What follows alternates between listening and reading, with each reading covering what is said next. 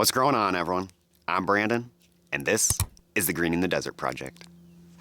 We're here on our 10 acres of the Arizona High Desert, and our mission is simple: bring life back to the land and create a regenerative food forest. Every shovel of dirt and every rock moved is about one fundamental variable: water. When the rains come, it's a massive gift, but if we don't hold it, that gift quickly becomes a destructive force of runoff and erosion.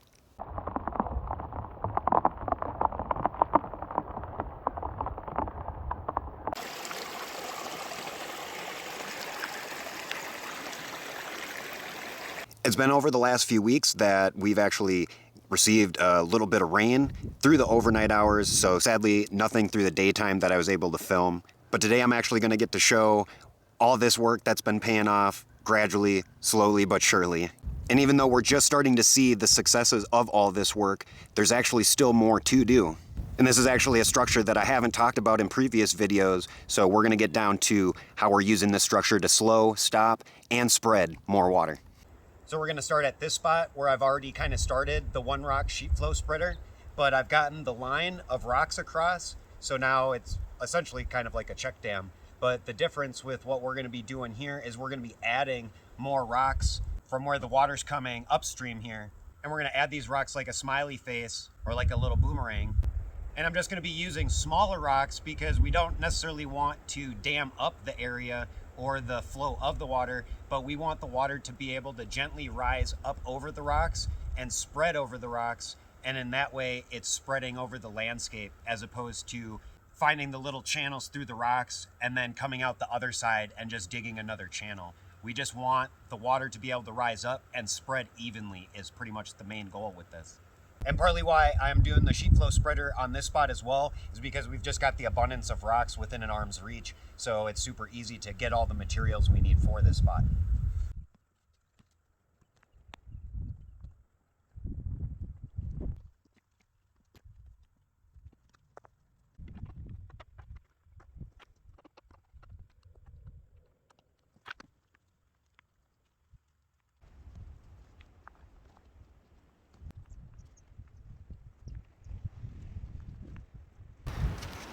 It's definitely a little more tedious with the smaller rocks, but this will just ensure that we're able to smush all the cracks and leave really no easy access areas for the water to travel through. We kind of want to make as much resistance for the water as possible to get it to sheet flow up and over all of this. It's kind of nice too because at the same time we're also rock mulching around this nice little grass patch, so we'll kind of help retain more moisture for the grass and hopefully get a little bit more grass growth out of it.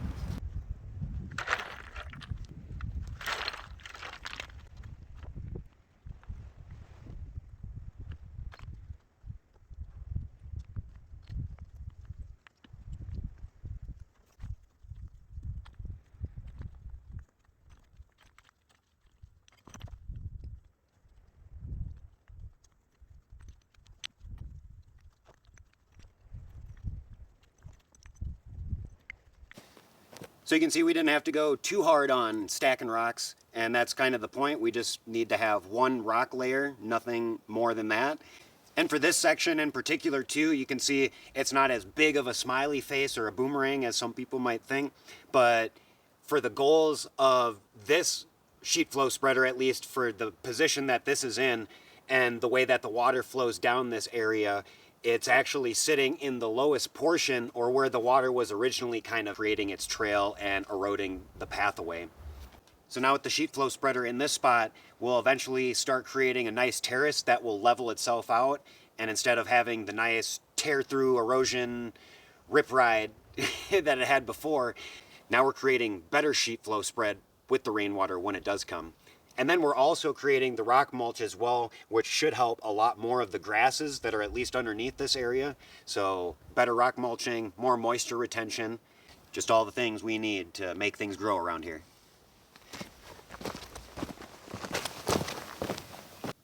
So I wanted to come to this spot because this is a spot where previously we actually had the chickens. So we have our chickens on rotation as well as our goats.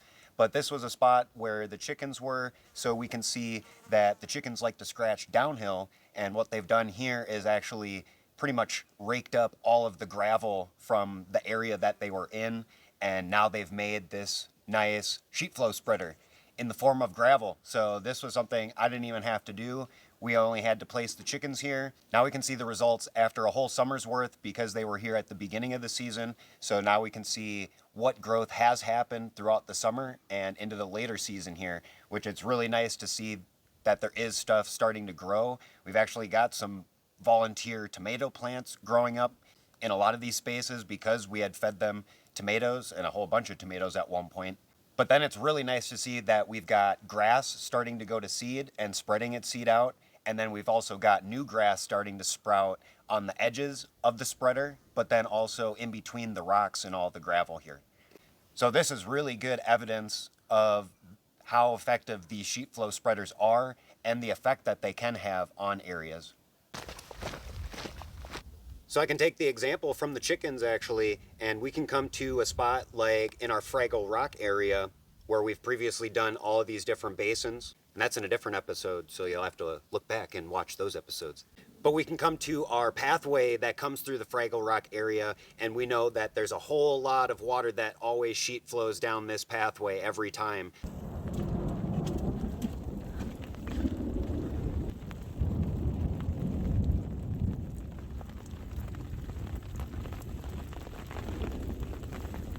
So that's part of the strategy for one is with the basins, but now we can take example from the chickens and apply the sheet flow spreader concept, and now we can rake gravel on this pathway, and then that way we can slow and spread that water more so as opposed to it continuously eroding out the pathway.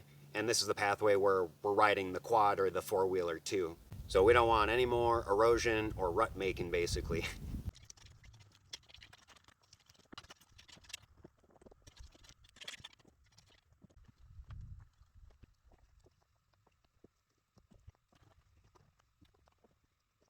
All right, and as simple as that, we've created our sheet flow spreader here.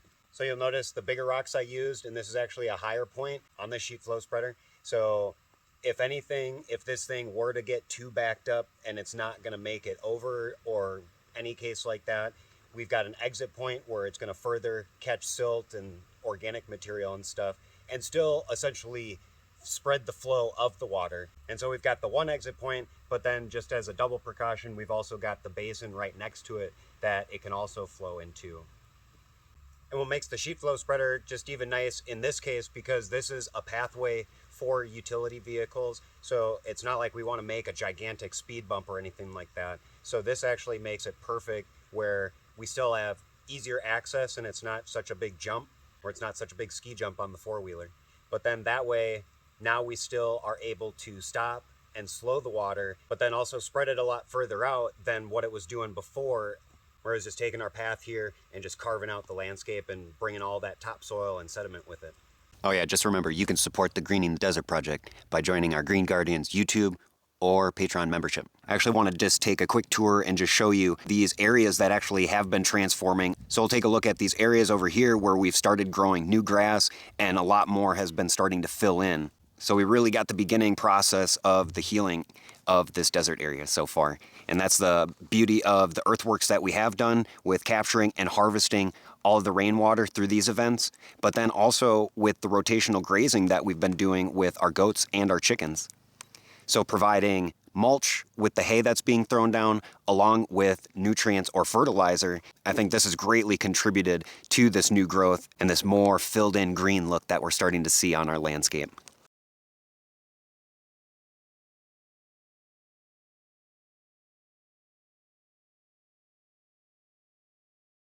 Now our journey is far from over. We've really only just scratched the surface and seen the results even from just the little bit of scratching that we've done. And so this is the encouragement that gives a whole lot of motivation to continue what we're doing here, because it's not only the rainwater harvesting structures and practices that we're doing, it's all of these different practices combined into this one symbiotic relationship that slowly transforms desert landscapes into lush green oases. And it really just makes me that much more excited to show everyone just all the examples that we're doing here with all these structures and just showing what works, the struggles, and the positives of doing these practices little steps at a time. And that's where in our case, I'm in the mindset of slow and steady wins the race. And so this slow transformation, granted, it's going to take some time, but as people follow along on this journey, I think we'll actually find out just how effective all these simple little strategies affect a landscape in a dramatic way. And it's really with this close observation through the monsoon storms, but also during the dry and hot times, and just following the patterns and understanding our whole ecosystem altogether. These are observations that we can take into consideration for the adjustments and the future projects, as well as future ideas that we're going to have on our landscape. And so to jump back a little bit to the beginning, from what I said, we had been getting the overnight storms, so I wasn't able to film during the daytime, but I actually did end up getting footage the next morning and got a lot of footage of our basins that had filled up.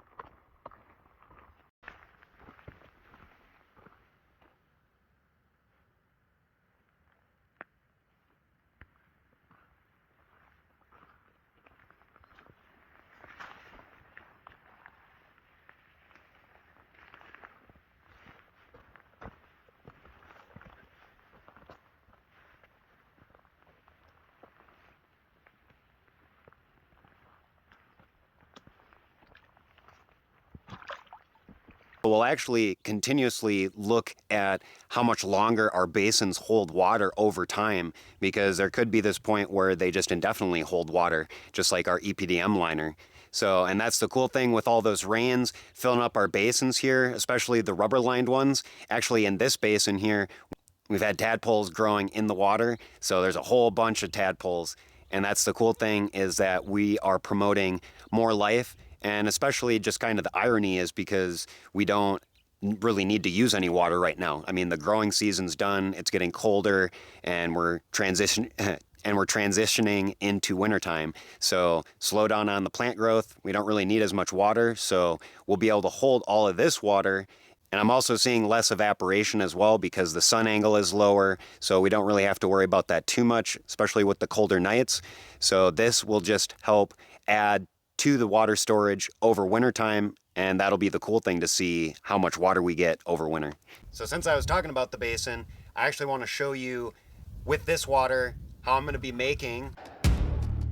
With Zuni bowls carved in the dusty dry clay, catching the heavens on a blistering day, and waffle gardens laid in a patchwork of hope, giving a chance where there used to be none to cope with. Every trench dug and every stone placed, a blueprint of life that cannot be erased. Oh, Growtreeorganics from the earth and the rain, turning the desert to fertile land again. With every drop saved, a new life takes hold, a story of strength more precious than gold. We're digging in deep where the water flows free, building a future for you and for me. Ooh, hey. Ooh.